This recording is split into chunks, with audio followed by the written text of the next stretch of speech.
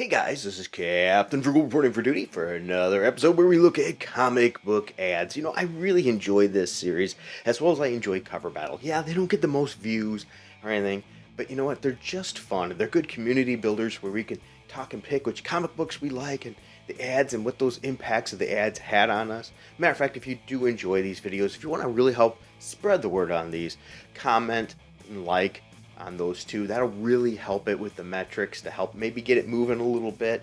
I don't mind doing them even if they don't get a lot of views because they're just fun. And one of the reasons I do this, one of the main reasons I do YouTube, probably the main, is for the community aspect. It's a lot of fun.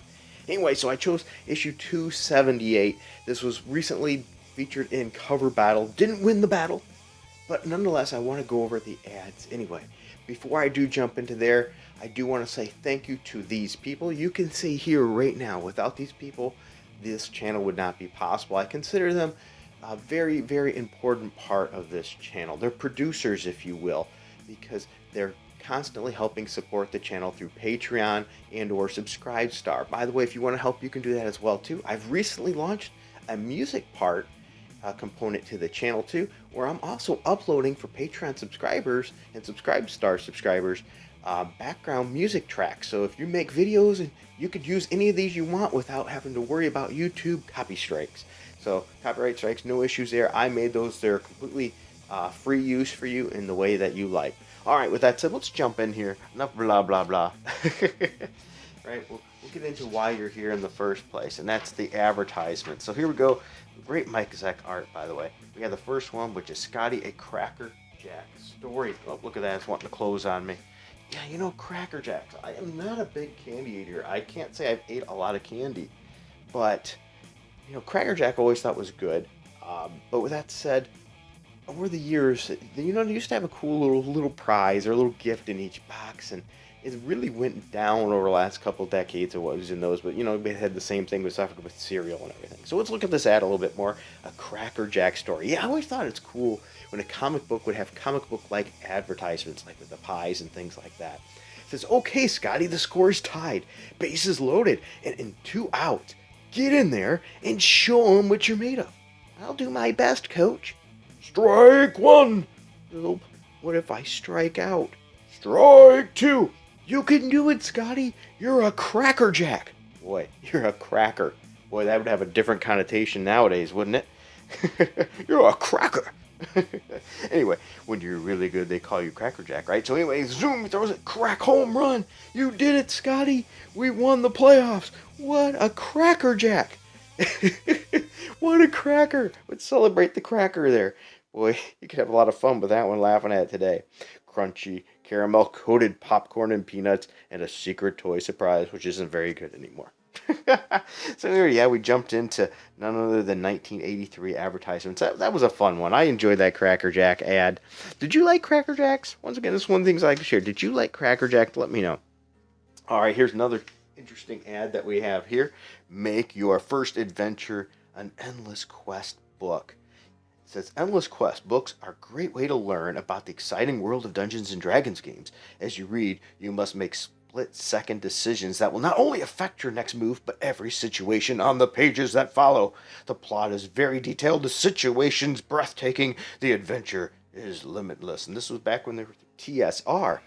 I always loved the choose your own adventure type of books because I was a big reader. I loved reading, but on top of that, I liked having agency. Being able to make choices and things. And this would take you out into fantasy realms, all kinds of things that you could do that you could never do in real life, right? Or at least not without dying, probably. And just enjoy it and still make choices. So it was sort of like a precursor to video games, right? I really loved them. Oh, that was part of my passion of reading was stuff like that. Another thing we have here is Lifesavers.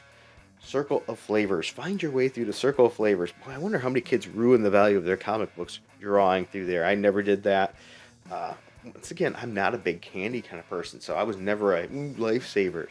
I remember one time I got a box of Lifesavers as a gift. It was like a box and it had several different rolls of Lifesavers.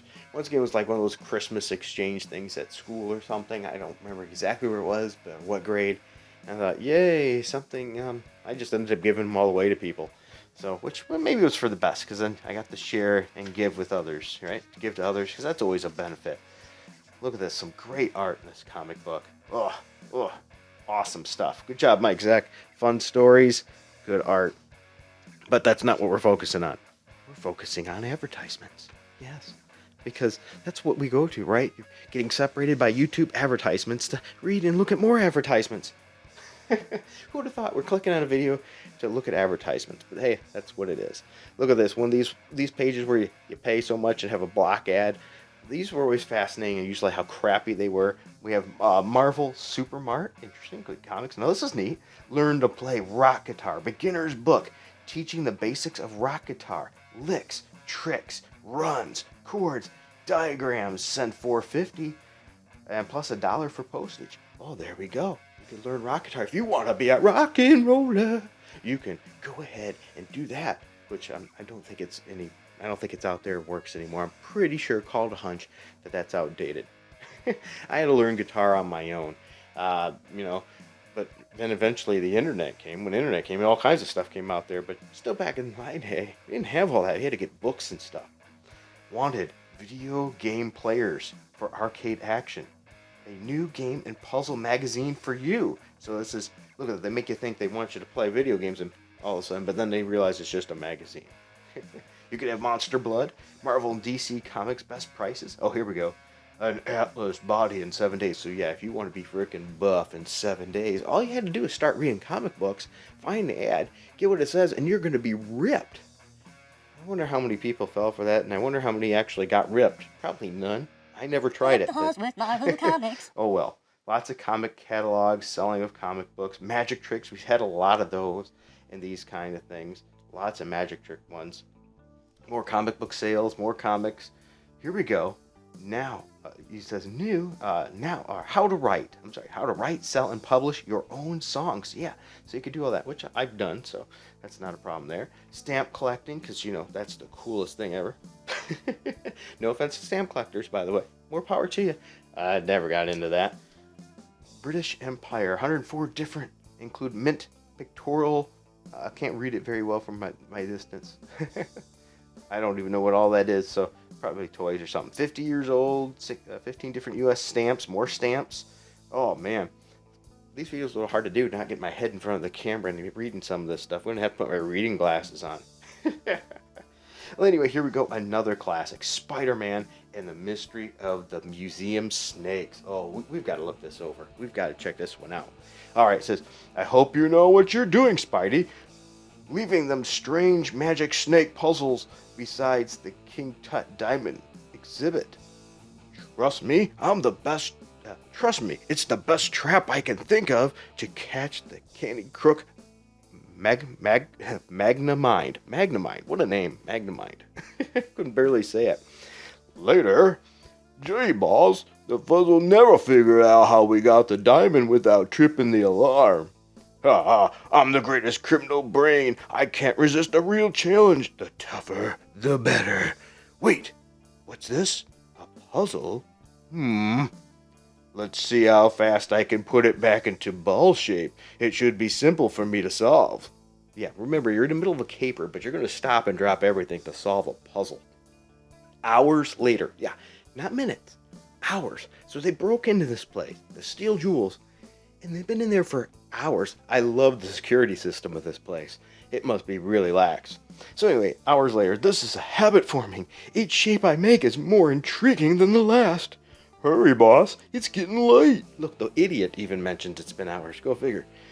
Yeah, I see what you mean, boss. I'm hooked too. I'm surprised he could figure out anything. You'll both have plenty of time to work it out behind bars. Spider-Man! Blah! Even the world's smartest crook was no match for the magic snake. Now, let's be honest. How smart of a crook was this to get sucked into playing a game for hours while in the middle of a diamond or a jewel heist? But that's what you gotta love about stuff like this. That's real entertainment. That's just silly, good, classic fun. So over 23 trillion possibilities. Don't be fooled by substitutes. Magic snake puzzle. I wonder if they really did check and see if it was over 23 trillion puzzle possibilities there, because that seems like it might be a little high. But then again, I'd have to do a probability tree to figure that one out, which I'm not going to do it during this video because I don't want you all to fall asleep. Let's go through some more of this amazing story and art, shall we? Till we can find another ad. Here we go. Deck the halls with Marvel Comics. You know what? I never ever received a subscription as a gift. Ever. Huh. Wow, and everybody knew I loved comic books, but never once did I ever receive a subscription as a gift. Go figure. Did you ever receive a subscription service as a gift, especially for Christmas? I think that would have been amazing. Let me know in the comments if you did. Wow, I like that ad though. I mean, look at this. We got Doctor Doom singing with Doc Ock and Magneto. I mean, seriously. That's awesome. And here we go. Behind the candy counter. Chew, chew. Hey kid, what do you want? Yum. You want gum? Is that it? Yum. How about bubble yum? It says super yum. Must be new, huh? Think I'll try a piece for you. Yum. Bubble gum. It's super yum. Told ya. Once again, I rank gum right up there with candy. I wasn't much of a gum chewer either, so another thing I never tried. If you had bubble yum, let me know, and let me know your thoughts. Do they even still make bubble yum anymore? I have no clue. I don't go to the grocery store much and do that kind of stuff, get that kind of stuff, so I wouldn't know. Look at this. We have a Falcon story. How awesome of a time period in Captain America. I liked Falcon. I was one of those like Falcon before he was cool. So, go figure. Alright, before he was cool. Let me see if I missed anything here. Because, cut all that out. Nope, okay. Yeah, there it is. Look at that. Free Falcon, yeah. Oh, here we go. Some bullpen bulletins. Now this time, I'm going to dive a little bit more into the bullpen bulletins because I think it really deserves it. And I've been skipping it before, and I've had people go, hey, do the bullpen bulletins. You know what? They're right. Now I'm going to butcher this, so I'm going to put my reading glasses on. So it starts with Stan Lee, fearless publisher, presenter, and creative director of Mighty Marvel, called me up from his office out in Los Angeles today. He thought he'd take out a few minutes from being a Hollywood Mongol to check in with me. You're large, a little hard to read on this one, kind of looking ornery, but basically lovable editor-in-chief, just to see how the comics were doing. Yeah, because back then they actually gave a crap about how the comics were doing. Who would have thought about that, right? So just to see how they were doing. I was delighted to tell him that the comics are doing great. This is our best year ever. Who'd have thought? Man, best year ever. Wish we could say that again. Now, of course, the current comic companies like to say that, but it's not really the truth. There's a lot of manipulation there, but that's another story. So anyway, continues. Needless to say, Stan was thoroughly impressed, but he said something that made me very proud to know him. He said, Jim, I love to hear the sales are good, but sometimes good sales can be a short-term fluke. Catch that. Short-term fluke. What I really care about is whether or not the comics are good. Let's take a moment and think about that. What we really care about are the comics are good. Short-term fluke. And why we keep getting short-term flukes today is because they keep ruining characters and mixing them up just to get headlines. They don't care about the long term. Now, there is some new characters. I'm not saying diverse characters are bad. I'm not saying that. Please don't jump to that. But when we're switching characters and identities over, ruining what was already there just to get a cheap sales boost because of it gets press, it doesn't help in the long run. In the long run, it actually brings things down. So this was essential here. I think more people need to realize this. So anyway, he says this. This is important, okay? If the comics are good, sales will take care of themselves. My sentiments exactly. Anyway, since Stan is a little behind in his reading, being that he's a busy film biz exec and all, I proceeded to tell him about what's been going on in the current titles, what's going on now, and all the daring, exciting developments I've got planned. When I finished, he was ecstatic. They said, Jim, what you've got in the works is fantastic. It's the best plotting I've ever heard. The kind of stuff that makes Marvel #1. I'm absolutely delighted. I feel like $1 million. When's the last time we can really say that? I mean, wow. I think that says a lot right there. And so then it goes, which brings up the rumor of the month. It seems that some strange folks out there have been spreading the weird notion that we have the House of Ideas are planning to make all sorts of drastic, destructive changes, tearing down everything we've built up over the years on a number of our top titles. even killing off a parcel of Marvel stars. What balderdash. Now I want you to think about that. Think, they were just talking about the damage of short-term gimmickry rather than writing good stories and now using death. Where have we been seeing that? Boy, ahead of their time back in 1983. Change, of course, is the essence of what makes the Marvel Universe come alive, and I'll be monthly darned if I ever let things stagnate here. There are enough dull comics in the world without any Marvel titles slipping back into their ranks. I'm not crazy though, at least not in a hero destructive way. And I think these current generation of comic book writers and things and people in control, editors, need to realize this right there, how important that was right there. Now, I really wanted to spotlight this section. I know it's a little soapboxish, but so many people take Stan Lee's words out of context. It's right here, people, right here to see. And that's one of the reasons we do videos like this, to bring the joy of comic books. I wish we could do it with more of the current gen, but it's a little tougher. It really is. And these, I just find that they're more fun. And you might disagree, and that's okay too. Feel free to voice those opinions.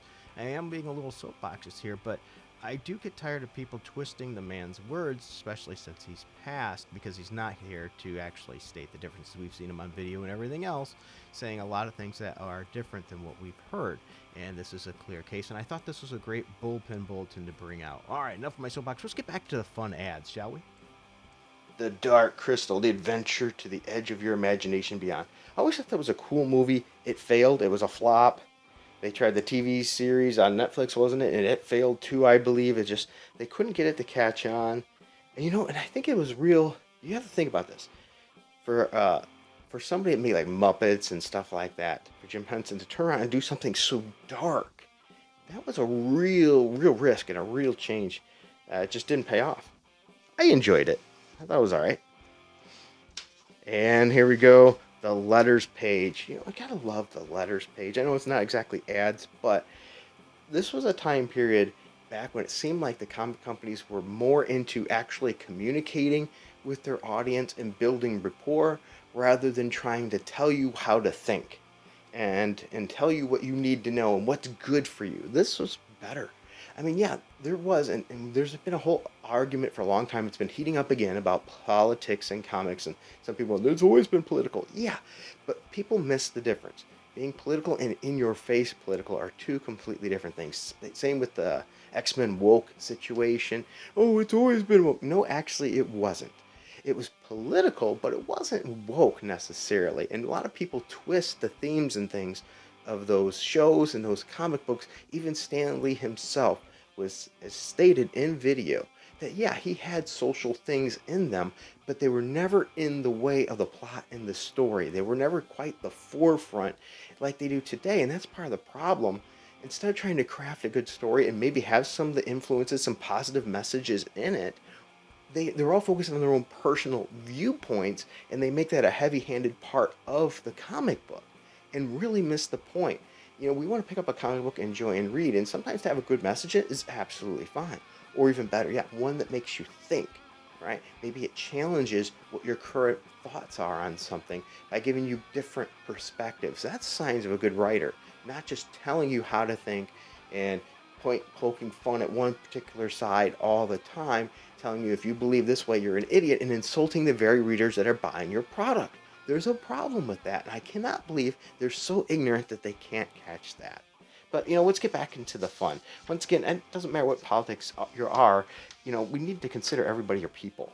So anyway, we have Marvel fans, don't miss these comic book conventions. You're invited. That's back when comic book conventions were really comic book conventions, not just a bunch of actors and things like that, that you'd go and hear talk and get signatures. There were really a bunch of people that loved comic books, getting together, and people selling comic books. It was a good time. We have Grit. I've talked about Grit on other videos. Once again, I've never sold it. We're looking for a few good boys and girls who would like to earn their own spending money.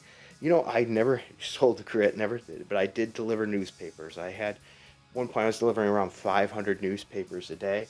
It helped provide our family with money so we could eat. It was, it wasn't a wealthy, wonderful time, but it was an interesting time. Anyway, here we have another video game, Amidar. I never played Amidar. Bring home the game that's way ahead of the pack. Tired of seeing dots before your eyes? Okay, haha, shot at Atari there. Ready for a video game with some personality to make the move to the wacky world of Amidar. First, you're a gorilla trying to draw boxes inside a maze. Okay, wait, now you catch that. You just made fun of dots, but now you're drawing boxes. I mean, really, how much of a stretch is that? It's not easy, though, because you're being chased by savage sentries. It reminds me of a Asterix, and we had to draw a box a little bit in that, but I've never played this, so I could be completely wrong. Right? You're being chased by savage sentries every step of the way, just like the arcade game. Never played it. Now you're a paint roller trying to paint squares while being pursued by persistent pigs. A paint roller chased by pigs. Give me the logic on that one. A paint roller chased by pigs. Why? Why? No one ever said it was going to be easy. Amidar, one of a kind in a dot eat dot world. Never played this game from Parker Brothers. I think I'd like to. I mean, really, what kind of drugs were you on to make pigs chasing a paint roller? If you ever played this game, please let me know what your thoughts were about it. I would love to hear that. Oh my goodness, this is just that's a hoot. Dots by a paint roller. Here we go. These were always cool. I never really had them because they were always a bit expensive. You're building for real. I knew lots of people that did though. It's here. It's hot, and it's just like real. The new Lego Expert Builder Dune Buggy. Were you an expert Lego builder? Were you awesome like that? You know, as I've said this before in another video, this was a segue too to adding motors and things like that with them. I think this was absolutely fantastic for all kids. Once again, this is one of the things, I don't think Lego needs to have boys and girls Legos necessarily, and I know some people get mad about that, but I do think it's okay to have a girl division of Legos because they've always had that. They had boys, girls, and they had ones like this that didn't label any gender on them at all. So all this, them making announcements like that is just for optics. Because they've always been that way. They have girls ones that are targeted more towards girls, let's be honest, that boys probably aren't going to want, and vice versa. There was nothing wrong with that. And when they have ones like this, though, they didn't have necessarily, I know you're going to say, well, there's a boy on there, but they never really gender-focused one or the other too much on that. So anybody could have enjoyed that, and everybody could. And why not have everybody enjoy the fun of Legos? Well, there we have it, everybody. A nice little trip back in time to issue 278 in February of 1983, Captain America comic book ads. We could just get away from it all and enjoy. I'd love to know if you had any experiences with any of those products or any of those ads in there, and what were your thoughts. Thank you again. I look forward to hearing from you. Until next time, keep it cool.